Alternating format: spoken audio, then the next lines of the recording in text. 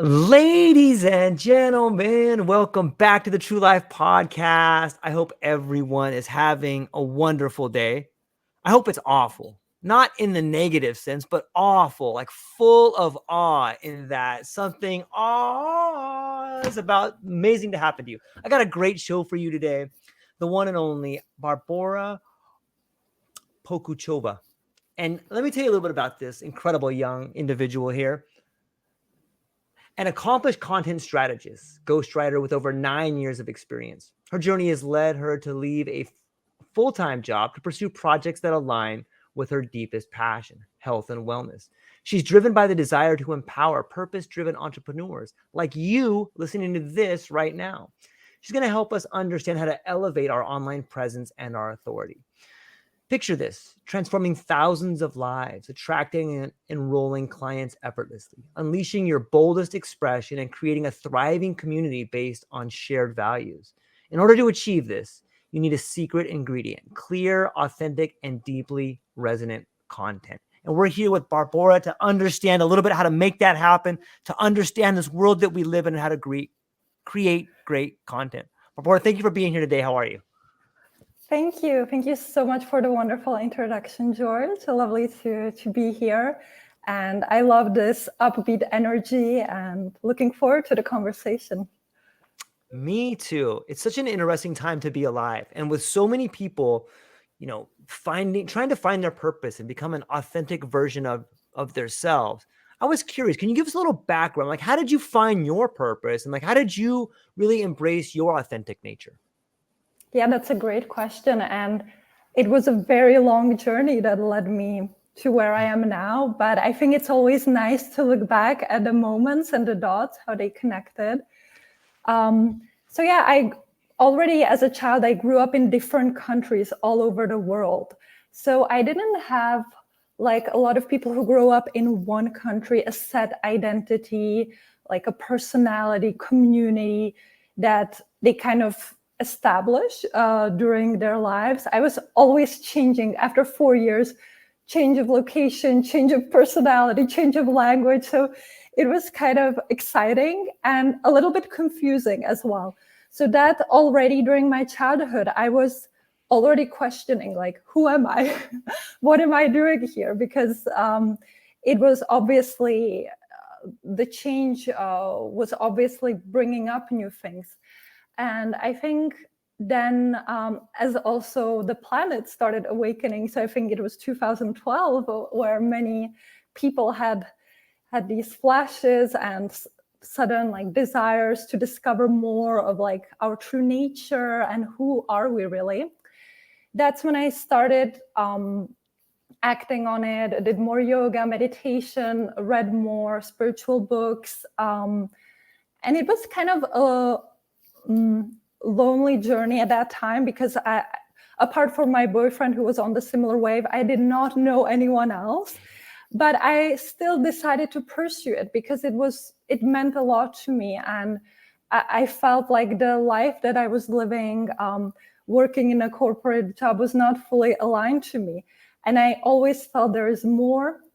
And funnily enough, I did a travel to the Pacific, to the Cook Islands, so not that far from Hawaii, where I discovered the feeling of home. Like the Pacific holds something like these ancient Lemurian energies and so much wisdom and these ancient civilizations, and just the way of life seems so organic, and the community. And I was so fascinated by it. How can we bring this back into our modern life? And so that led me at a certain point, I think it was 2019, I quit my full-time job. I was always working in marketing. It was something that fulfilled me. I love creativity and communication, but wasn't very aligned with the system and the corporation. So I quit my job, did a world trip, went to India, did some yoga teacher trainings, went to Bali, to Australia, back to the Pacific. It always led me back there, and really started to go on this quest, asking the question every day when I was sitting in meditation, what is the purpose of me here? How can I help people also become their most truest, authentic selves? And that developed over the years into then in 2021, when I decided to start my own business, was to merge my skills, which was marketing, copywriting, with what I'm really interested in, which is health, wellness, empowerment, and authenticity. And how can I merge it so I can help people be in this place of empowerment, of authenticity, where they can just shine and let their words come through in a way that brings their ideal community and clients together. And wow, the last 2 years have been incredible. I've worked with a lot of amazing people, and I just love how this raising consciousness is coming through, and we're grounding it. We're grounding it as well into our everyday lives. That's really well said. It's always amazing to me to get to see people who are teaching their own lived experience. And it seems to me that you had a lot of courage to leave a place in which you were probably doing pretty well. Like you probably had a life that was kind of mapped out for you. But somehow you decided, you know what? It's not right. I got to do something bigger. Maybe you heard a calling, or maybe you felt like a presence, or I'm wondering, before we start getting into some other things, can you explain to someone who may be on that path, like maybe they're in a job right now that they kind of like, but it's not fulfilling for them, and they hear this siren sound calling them towards the rocks. Maybe you can explain what it's like to listen to that and then to take steps to follow it. Right. You describe it perfectly how it feels. And I think it aligns with so many people going through it right now. Yeah. There's this little voice that we have in our heads, and it depends on how loud it gets. Maybe it's just whispering in the beginning when, for example, you deliver an amazing project but don't get the recognition that you'd like to, or someone else gets a promotion. Instead, you would like to advance and grow and maybe make really a positive impact for the company, but somehow there are always these blockages, or the hierarchy doesn't let you. So I feel when we start listening to that voice from a whisper, and it gets louder and louder and louder until one day it's just unbearable, you're unable to get motivated to even start working. It's just like you don't have any more inspiration left.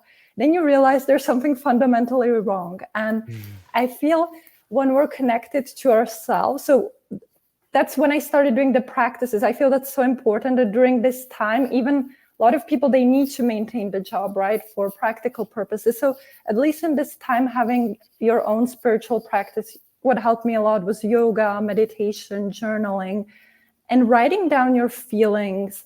How are you feeling? What is your vision? Like, what would you really love to do in the next years? Who would you like to help? What would you be doing if there wouldn't be any money in the world? Like, what would you love to do just for the sake of doing it?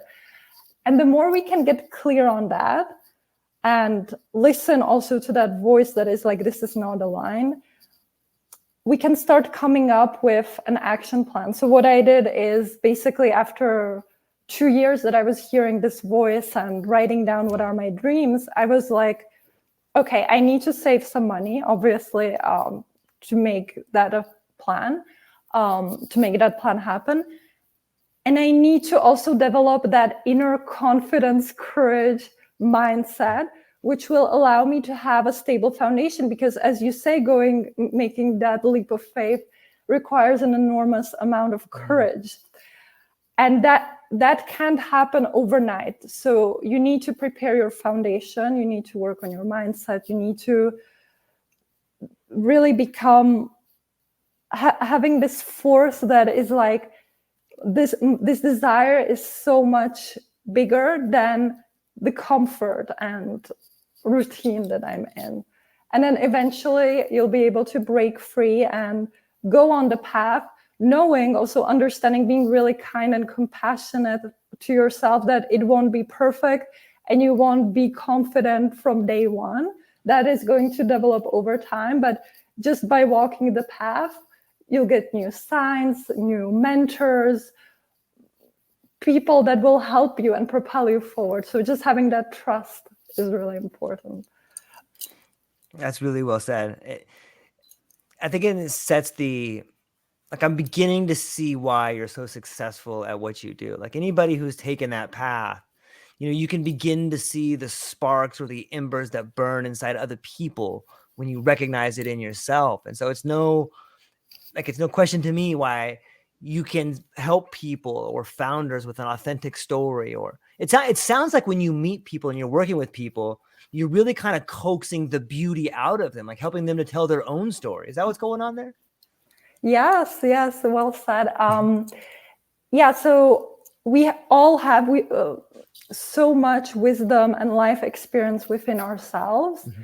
And it can be hard to recognize it from within without having an external mirror, right? Because we're always like in our thoughts, we're always doing, we don't take the time to reflect. And for people who know that they want to make an impact, usually they also know they need to become more visible, because you can't make an impact if you're not, you know it very well, and you have worked years very hard and you have great visibility. So it is a process of becoming more visible, and then getting that help of like crystallizing what is within you into written or spoken words so people can connect with it. Because it can be easy to put things out there like, this is my experience, this is what I've done, but it's not easy to then connect it. Okay, so where are my readers, my listeners at? How will they connect with this? So I think having that external mirror is always helpful, and asking the right questions, as you know, that always brings out the deeper layers that are behind the words. Yeah, there's something to be said about the language of vulnerability. Mm-hmm. And sometimes it's in a smile, sometimes it's in a sigh, sometimes it's in your head in your hand and your hand on your knees, but there's so much language that comes from vulnerability and more than words. And maybe I'm willing to bet that your background and ability to speak so many different languages and being submerged in so many cultures as a young individual really helped you get to see expression and all these different nuances in the human language. Is that like, maybe you could talk about that a little bit? Yeah, that's thanks for noticing that. Yeah. So, languages have been a huge part of my journey. I've lived in 8 different countries, so I speak 4, 5 languages. I don't even know now. Especially as a child, we learn languages we absorb it very quickly. So until the age of 12, you can basically learn a new language within a few months if you're in the right surroundings, in a school and supportive environment. And so I've learned English and French. So Czech is my native tongue. And then I learned English and French as the first and second language. That one pretty quickly. Then I speak also German and Italian. And it really is fascinating, because I don't know if you've noticed that in every language we take on a different role. We have a different personality. And also, if you live in that country, which I did, you understand deeper the culture, the history, why the people act as they're acting. And you can see the cultural differences. You might have a cultural shock because you're used to something that in that culture is normal and the other is not. So I think having that really develops that open mind, that curiosity. And in the end, what I was able to see is that we're all similar on a human level. We all have very similar emotions, needs, desires.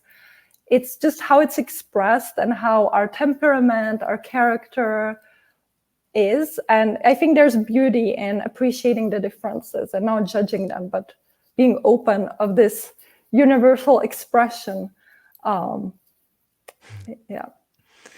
Being open to this universal expression, like that is clearly spoken by someone who understands multiple languages. Like I admire the point of view. I can speak Spanish and English. However, I'm not able to think in that language. I always have to translate and then speak it back, And so do you dream in multiple languages? Like when you're I think it's mostly, so I see English almost as my mother tongue because I grew up in New York very young.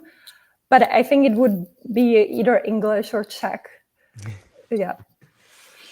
When taking on different projects from different clients, do you find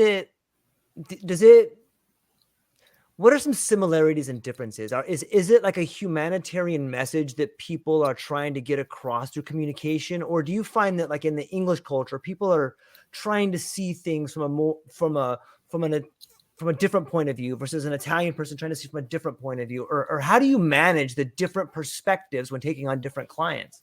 Mm-hmm. Yeah, great question. I have to say that I mostly work with English-speaking clients. Right. It just developed that way. So most of my clients are in the US, in the UK, Australia. Some are in France, Italy. And it's definitely interesting. I've always loved observing how every culture works, like what is their working style, thinking process. And what I really appreciate, for example, about the American culture, that's why now I'm also in the US for travels and work. I really love the positive action-taking approach. So when someone says they want to do something, most of the time they're going to do it. So it's like they're committed to their words, and it's like a quick, fast action. And I love this mentality. It's very positive. It's like this building and creating. So I think that's why I tend to work really mostly with English-speaking clients.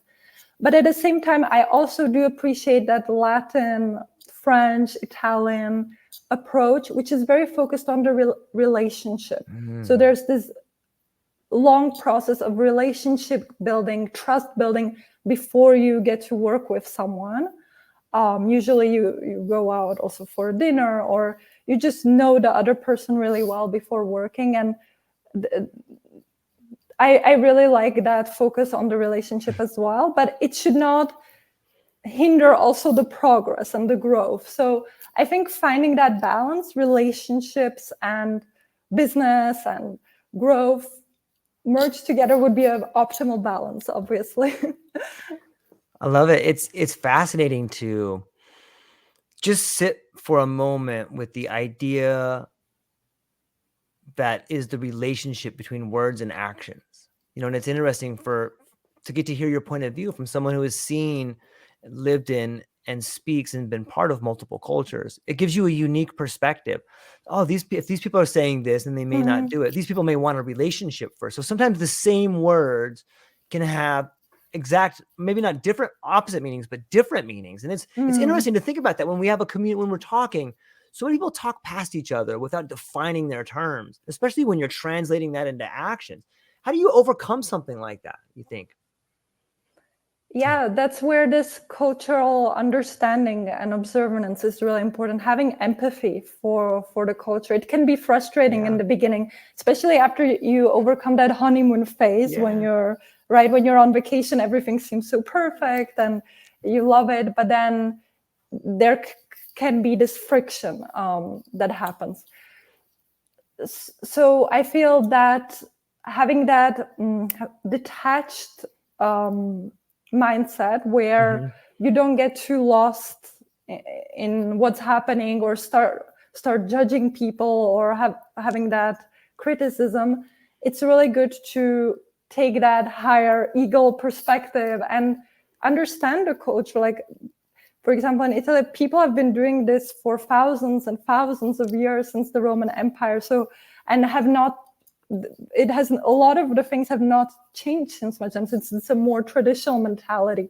So understanding that, and at the same time appreciating what is good in their culture. When I'm traveling, I always miss the Italian food, or just how people still do handcrafted items, and there's this social cohesion. So I think like with every practice, developing gratitude for the culture, what it brings, is very important. Yeah, I love it. When you talk about the friction, I love the way you describe, like after the honeymoon phase and there's this friction. It's so often in that friction that we have these deep ideas about, like, okay, what does that person mean? What are they saying? Are they saying this? Are they saying that?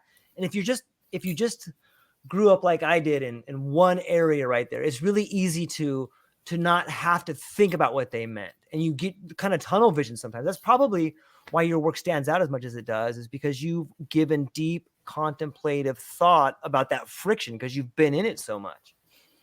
Yes, and it really does apply, especially if you're a thought leader, Right. public figure that's visible. It's so important to have that, not necessarily diplomatic. It is good to have Sure. a strong, polarizing opinion, stand for something, but at the same time have that understanding that we're all different, cultures are different, and as you say, not having that tunnel vision, like this is the only way and this is right and everything else is wrong.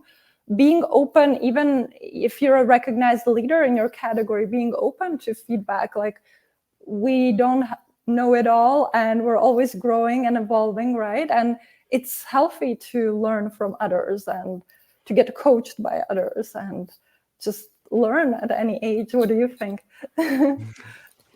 It's so true. I'm wondering, as someone like yourself who has an incredible background in language, are there some, it seems to me that sometimes we can get lost in translation, but there's certain things that kind of center us. And sometimes it's like spirituality, like, and it doesn't have to be like deep spirituality. It may be, but sometimes if we just talk about, impact versus imprint, like, it seems like a spiritual story imprints on us, even though it's impactful. But are there some certain types of stories or nuances, or are there certain sort of like things that we can do that reaches across all the different cultures? It seems like spirituality may be one, but I'm curious what you have to say and what you think about that. Yeah, that's a good point. That spirituality, in its sense, when we dissect the word, is spirit. And I think a lot of people, they might have connotation with religion and how it's been misused. But if we really just look at it from what the word means, from a pure perspective, letting go of all the labels and attachments, because I think that's also healthy, is sometimes just let go of everything what we've learned and just look at concepts again. Spirit is that oneness and recognizing that we all come from the same thread, from the same material, and we're all unique expressions of the one whole. And I feel embracing this perspective will also allow us to be more genuine and authentic, because there's certainly a force that connects us. But in order to be connected to their it's kind of like a two-way relationship. In order to be connected to their force fully, we need to blossom first ourselves, connect to ourselves, because we're not going to able to find as much connection also with each other in relationships if we're hiding behind a mask, if we're conforming to some standards, right? So we need to let go kind of that facade and embrace that uniqueness, which will lead to oneness eventually. I love it. It's interesting to think about the cultural threads in writing or crafting transformative language. How do you help like a founder like create their authenticity? Like, what's that process look like? Like, let's say you meet someone that comes to you and they're like, listen, we want to craft our story. Here's what we've been going through. Like, what does that process look like? Do you guys strike up a relationship? Do you write stuff together? Do you sit down and have some coffee? Do you go on a trip together? Like, how do you figure out like, what is this founder trying to say? Yeah, going on a trip together sounds like a great idea. I'd have to implement it in 2024 since now everybody is doing in-person events and retreats. So I think that's a great way to connect. Right. And yeah, hopefully we'll have more of that. But in the meantime, how it works is I usually already tend to work with people who at least have started exploring their authenticity, because it's hard for me to attract people as we were saying, words are vibration, and you kind of attract people who need your help, who want to come to you. So at least they want to be more authentic, or they've started exploring their authenticity. So I act kind of as a container, as like a hollow mirror, and everything is about them. So we're just focusing on them and asking deeper questions about their story, their founder story, what led them to start their business, what is their biggest passion, their vision, what obstacles have they overcome on the way, and how are they passionate about making an impact, and what message do they want to come across? How is their audience? Really getting to know the audience on a deeper level, because otherwise the message then falls flat if there's no one who listens to it. So getting really deep into this, everything is recorded, obviously. So then I have material to work with. And based on their language, their insights, I can then start writing content for them in their language. And yeah, that's how we grow. That's how then content is published online, engagement is done. And we've seen some incredible results where, because people, when they get help like this, they're motivated more sharing their story and maybe saying something that otherwise they would be like, oh, this is too much. Like, I'm a bit too afraid to share. Like, what will people think? So I kind of help them like have more of that courage. Like, what is it that people really need to hear? And that's usually the thing that will make the most impact. So one of my clients, for example, she was dealing with PTSD, which is kind of a complex issue and quite vulnerable topic, and not easy to also message across in a way. But at the end, we've come so far that she was openly able to share how her childhood has been, what happened to her, how she overcame it, and now how she helps other people.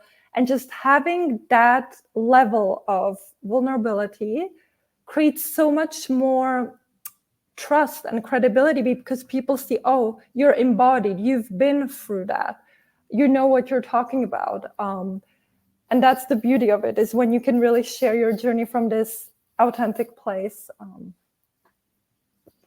I love it. Yeah, it seems to me that on some level, advertising used to be this way in which we showed a glossy picture of ourselves, or this idealistic life of like, here's me and my 2.5 kids, and here's this idea. But now it seems that people have moved past the idea and we're at a more mature stage where we're like, that's not real. I want to see something that's real. I want to talk to somebody who's really been through it, because that's the person that can help me. The person that has the lived experience is the person that can help you, right? It sounds like you're really connecting with people's lived experience. Absolutely, yes, 100%. We're done with the masks and facade. We understand all these marketing and copywriting hacks. They're not effective anymore. Of course, there are still some principles like using emotions and persuasion, building authority, things that are legit. But overall, I feel things that will never get old is this creating this genuine empathy, like care for the person. Like, you really want to help them. You're not there just to sell them, and showing your transformation and how they will get the same transformation with you.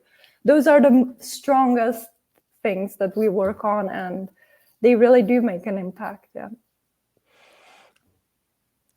It seems to me there's another, I got to stop saying it seems to me. I can say that all the time. Okay. I'm working on that. I have noticed that in this new transition, there seems to be a model of building online. And you and I talking right now and talking about the way advertising is changing, or talking about the way messaging is changing, or the way we perceive one another, or the trip in itself. Is that something that you advise people to do in this day and age? It's like, let's build it online in front of everybody. Let's show them the mistakes. Let's show them the wins. Let's show them the losses. Is that something you see blossoming and something that you help people try to do? Or is that something that people should stay away from? No, 100%, absolutely. So that's all my work is centered around building a personal brand online, especially on LinkedIn. because LinkedIn has also transformed so much during the years from a CV professional stale platform where people were just resharing corporate articles to conscious people who are really here to make an impact in a professional way. That's why I also like it a little bit more than Instagram, because it is, I feel the standard here is a little bit higher. Me too. And absolutely. And I want to show people that you can 100% build a business online without having referrals. Obviously, it's nice having referrals and a network, but you can also do it through content and through sharing your journey, through building authority, why you are the person to help these people that you want to help, and just being a nice person and building relationships, not just expecting, okay, everybody's going to come to me. No, really going out there and finding your people and just having exchanges and seeing how you can help each other. I love it. My friend Lloyd Lobo says relationships are the new currency. And it sounds to me, when you're building online and making these connections, it's so meta in some ways, because you can really see yourself as someone else. Like, oh, this person was at this stage when they did that. Okay, I'm at this stage. Oh, look at this person is at a similar stage. In some ways, you get a really interesting glimpse of different versions of you with a similar idea, trying to build stuff. It's so helpful to get to see it in that many dimensions, right? Right. And it's really interesting how you can attract also your kind of soul family, like people who are very on a soul aligned level, much more than even in real life. I find it nowadays, like especially in the past year, I found it so magical, even how when you put out regular content, how you attract people that probably knew in past lifetimes, or you were doing business with in different stages. And those are the most impactful relationships, I find, because then you're kind of a puzzle piece. You can help each other out, where one strength is, the other is weakness, and vice versa. Or as you say, there are people who are maybe 3 years not behind you, but are trying to get where you are, and you can help them with the skills. And it's so rewarding to get to be in that spot where you're like, oh, I can totally help this person. You know what? Hey, I got stuck right here. And in some ways, like, that is the ultimate test of knowledge. Do you think you know something? Okay, show someone else how to do it. Yes. That's like the test to know that you really know how to do it. You may think you know how to do it, but as soon as you can help someone else get past a spot you were stuck in, it's like, oh, I do know that. It's so rewarding. Yes. And that's where the coaching comes in. And I love it, because you can get coaching for yourself, but then being able also to coach other people. And as you say, it is really a skill, because intuitively we might know something, we've been through it, we know how to help ourselves, but that doesn't necessarily mean that you're able to do it on others, right? So that's something that you need to hone and you need to constantly perfect. But the more you do it, it's like it is there. Like, if it's already within you, it means like that's your treasure that you should be sharing. I love that definition of treasure. What about, how do you balance passion and strategy? Those are two things that are kind of interesting, but I don't know how, like, they have kind of different connotations sometimes. How would you balance passion and strategy? Yeah, that's a good mix always to look toward to, because sometimes it can be too easy to sway on one side of the spectrum, especially, for example, as business owners, very like in the rational mind, right? Like growing and just trying to have a bigger business. We can focus too much on the strategy part. But then when we realize, okay, like we're really depleting our energy just by always being in that linear rational brain, that's when you kind of realize, okay, I need to connect back to that inner spark, to that passion, what brings me, why did I even start this business in the first place? I feel so many business owners then come to a stage where they need to reconnect with their vision, with what even led me to start this business. And that's when you start again re-exploring your passion and maybe slowing down even, becoming more embodied. So listening to your body when it's time to rest, when it's time to work. And that when you become more embodied, you feel more of this creative energy, of that passion coming through, because now your body is in sync with the natural rhythm of life, and you can reconnect to your passion. Once you reconnect to your passion and you hear all these downloads coming in, then you can translate them outwardly into content, into podcasts, whatever your channel is, and still having that strategical structure that you build in the first place. So knowing the frameworks, knowing the things that will make you grow, integrating these two into one whole, that's where the magic happens, because you're neither on one side or the other, you're integrated. Yeah, that's well said. It's such an amazing time to be alive, where especially LinkedIn and some other communities out there, where you can have a strategy and then be inspired by someone who's passionate. Sometimes you get to link up with each other, and passion finds strategy, or you can find strategy in passion, or passion in strategy. And it really is an amazing time. And I'm of the opinion that we are on the cusp of fundamentally changing the way we model reality, whether it's in business or relationships. And I'm so thankful for that. What do you see happening? Like with some of the changes happening in your life, and you see on LinkedIn the people you're helping, how do you, like, when you speculate on what the future may hold, like what do you think of when you think of the future? Yeah, that's a question that comes up very often, right? Because we're kind of visionaries. Yeah. We're looking to create new realities, and Yeah.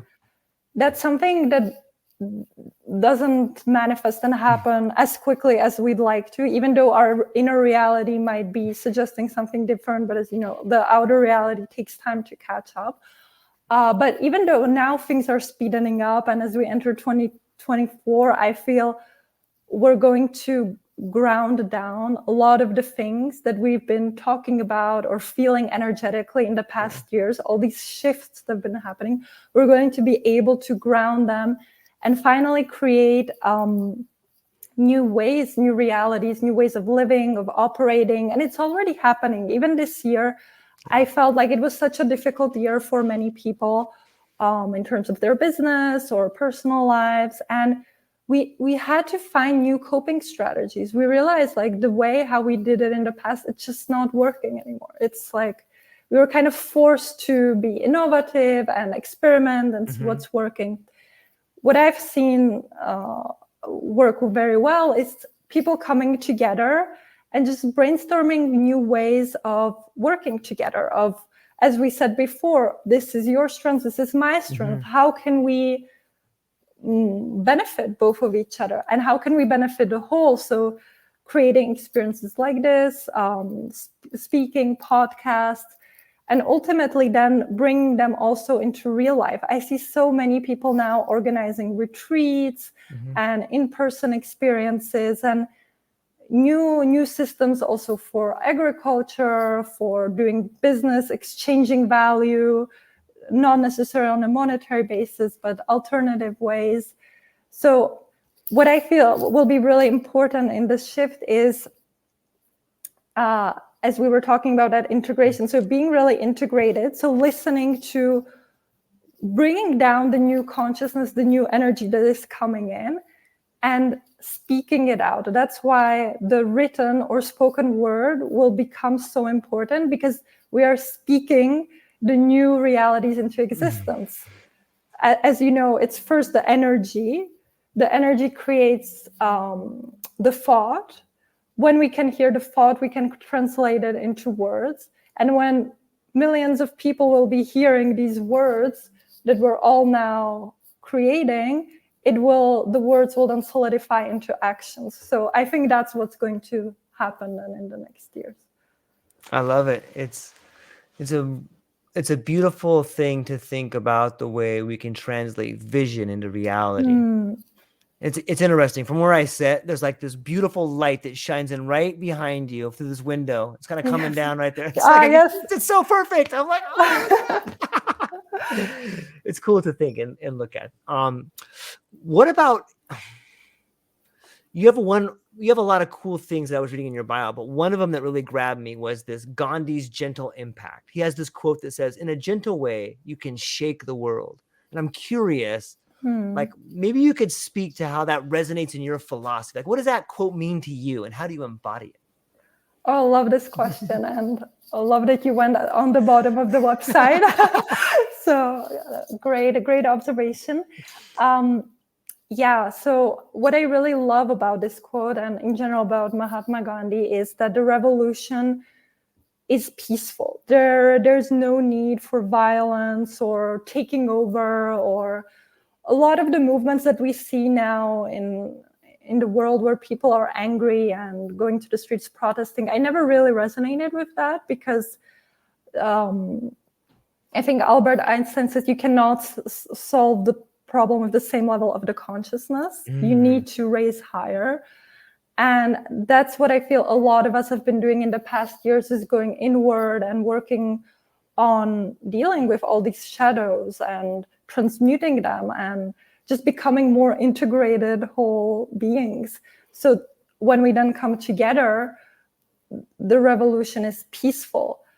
But this new energy that we're bringing, it kind of shakes up the system in a gentle way. As you see the light, for example, it's like a glitch. It's a glitch in the matrix, right? So the more of us we can bring this new light, and even I see it on LinkedIn, the more authentic we can be on LinkedIn and share our real selves, it's like a glitch in the system, because 95% share this business as usual, right? But when you can share this new consciousness, your authentic self, it glitches, and that's when you gently start shaking up.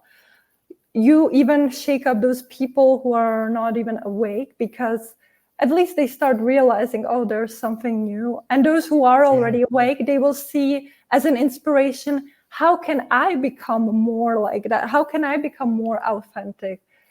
And it's just beautiful because you can really see the ripple effect of people stepping more into their power.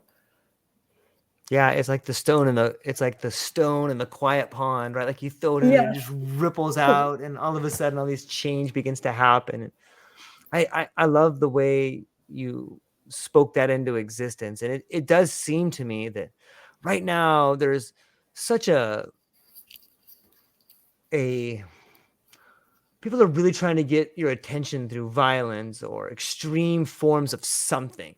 But if you just ignore, like on some level, if you can not give that your energy or your full attention, it kind of falls by the wayside on some level. Like I'm not going to pay attention to that. Like if you're sad about something, there's a group of people that you can go and you can be sad with and try to do something about, or you can give your attention to this over here and try to build something new. And those things kind of fall away if you just don't feed them. If you don't feed into that, and it makes the people that you would want to be upset about, like what could be possibly worse for someone that wants attention is to give them no attention, right? Like that's how you get rid of the people that are desperately looking, look at me, just don't pay any attention.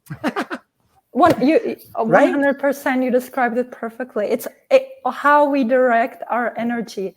And in order to this to happen, we need to have awareness. So awareness that we're leaking our energy and dispersing it in all the wrong spots, which ultimately is a sign of kind of still that victim consciousness. Like this is happening to me. They are feeding me with this and I have no other choice, which is not true. It's the same like you go to a bar, you can choose not to drink alcohol. Even if 99% of the people are drinking, you can still have a juice or something. So you have that choice. And I think when you realize you have that awareness, just changes your reality. That's a great analogy, because you can look around and be like, these people are acting like knuckleheads all around me. I don't have to act like that, And you can still find an awesome conversation. You can still do everything you could in that bar without being all sideways. I'm not saying people can't celebrate, have a good time, do what you got to do. But, like just look around your environment and ask yourself, do you really want to be this person? Do you want to be that person? What kind of person do you want to be? Because you do have that choice. You have that agency now more than ever. You can really stand out by being authentic and doing something different, and people will notice. And maybe that's what we're here to do. Maybe being healthy and conscious contributors to a better planet is contagious. And the more that you do it, the more that I do it, the more people notice it, the more they want to do it, right? Absolutely. It's like a domino effect. And we need to realize that we have more power, we can inspire others more than we think, simply just by being ourselves. We don't need to tell them what to do or give them advice. We can just be ourselves. And already that presence, I know that I've been inspired by many people on the path, and I had many teachers just by being in their energy and just looking how they live life or how they do business. Just that inspired me alone. So yeah, just being that example, and yeah, living with as much harmony as we can with nature, with each other. It doesn't have to be complicated, right? It's just going back to the essence. Yeah, I like that.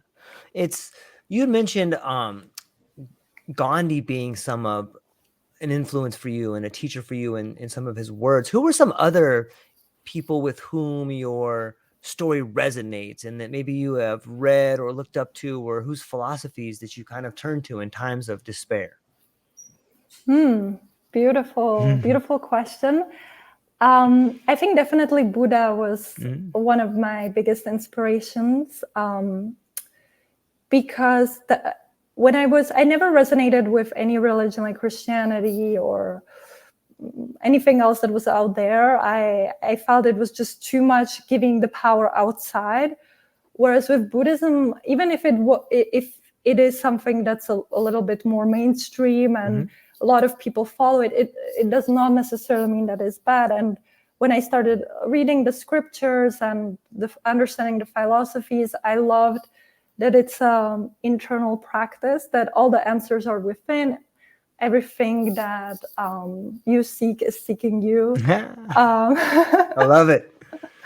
And I just love how serene, like sometimes it's just the feeling, how serene and peaceful it is. I traveled also then to Sri Lanka and India.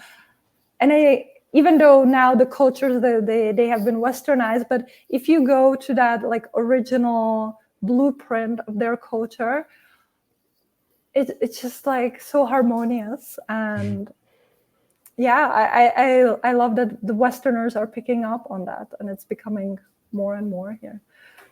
Yeah, I like the way you said the blueprint. Like in some ways, I think the more we learn, the more you can understand your own internal blueprint and like, oh, this is what I'm supposed to be doing, and kind of feeds off of you. You start getting that feeling like this is what I'm supposed to be doing, and you find that thing and it resonates with you. And just the metaphor of a blueprint is a really good one. I have to start using that.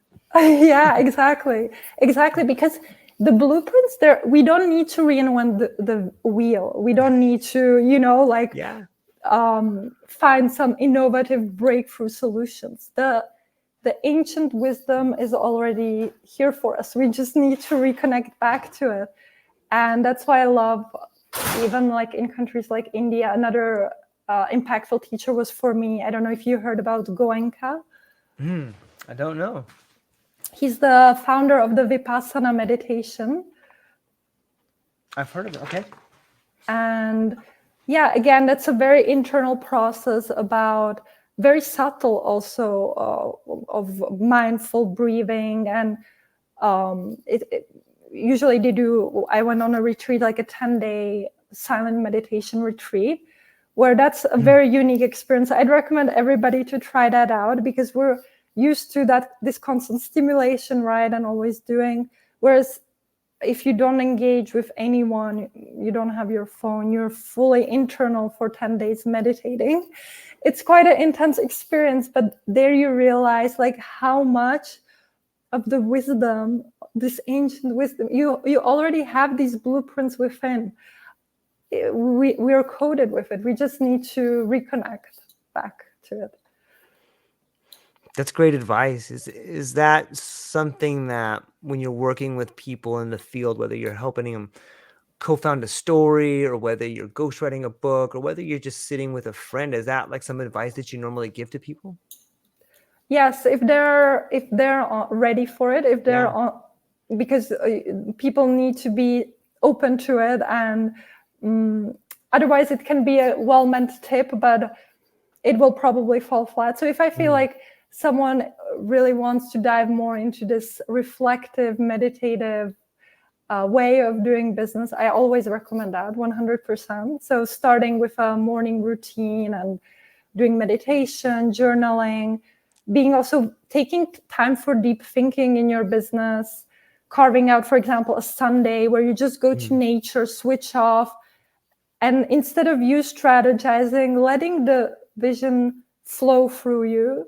Because ultimately, if you're operating at such a level, we're bringing through something that is higher than us, that was meant to come through. So just listening to it, because then it will just come through with more ease and flow. You won't have to sit at a desk for 10 hours writing a business plan. It will just flow through you. So yes, that's something I really do recommend people. And it's beautiful when we start seeing the results happening and manifesting. Yeah, it reminds me of sometimes there's a mantra that I say, right? I think it was forgot where I read it. However, it's this too shall pass. And it's powerful on both sides, right? Because if you find yourself in a traumatic experience, you can say to yourself, this too shall pass. But if you find yourself in the arms of your loved one, this too shall pass. You know, it's like this double-edged sword, but it's one that I find myself gravitating towards throughout life, just to help center me or bring me back to the moment and things like that. What about, is there something like that you kind of hold to your heart that you could give to the audience that you use in times of trouble, or times of passion, or times of love, or times of scared, or what do you turn to when you find yourself looking for inner wisdom? Yeah, I deeply resonate with what you said. Yeah. This too shall pass.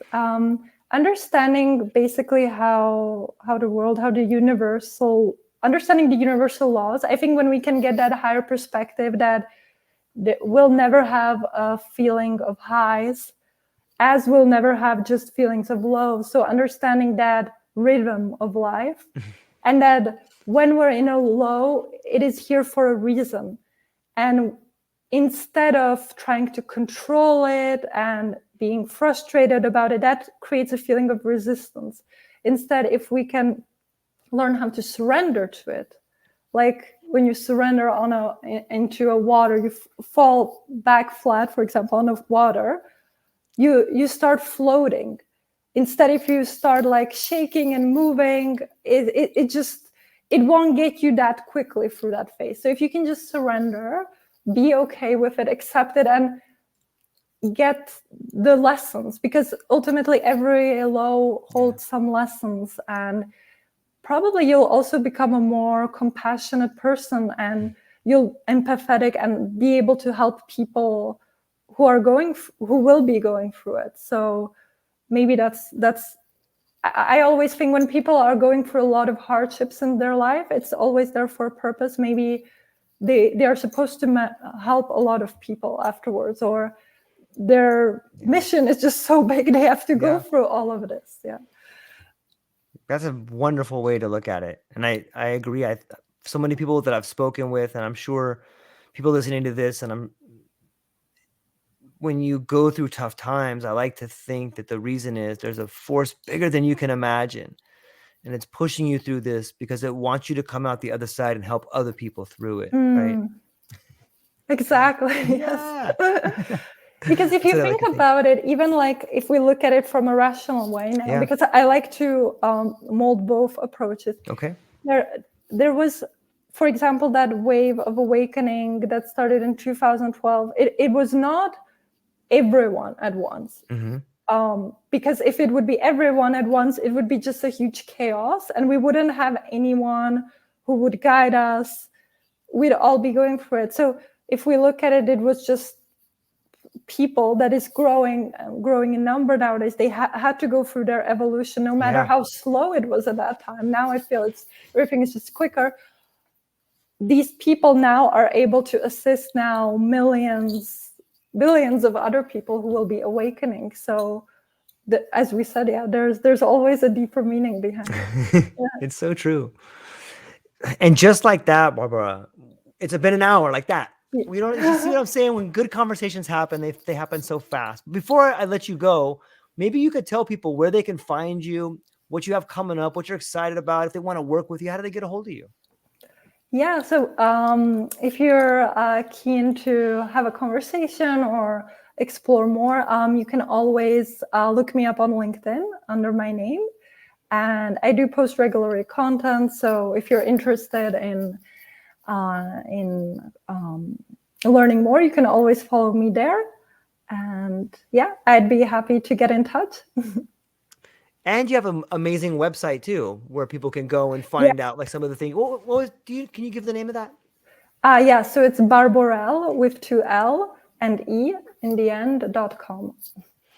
Nice. I recommend everybody go check her out on LinkedIn, check out the website, read some of the testimonials, reach out to her. All you've gotten to hear today is but a sliver of how wonderful her insight is into helping people, and her unique ability to move between cultures and languages really helps her identify different parts of you or your story that you may not have seen yourself. And as you can see by the light coming in behind her, she brings light wherever she goes. So thank you so much. And thank you that's all we got for today. You've been so kind. I really enjoyed this conversation, and thanks for sharing your light and your positive energy from Hawaii. We can definitely feel it. And yeah, thank you again for the invitation. Of course. We'll hang on briefly afterwards. I'm going to hang out with our friends, but I got to share some stuff with you afterwards. Ladies and gentlemen, that's all we got for today. I hope you go down and check out the show notes. I hope you have a wonderful day, and I hope you take some time to do some quiet reflection and realize how amazing you are. That's all we got. Aloha. Aloha. All right.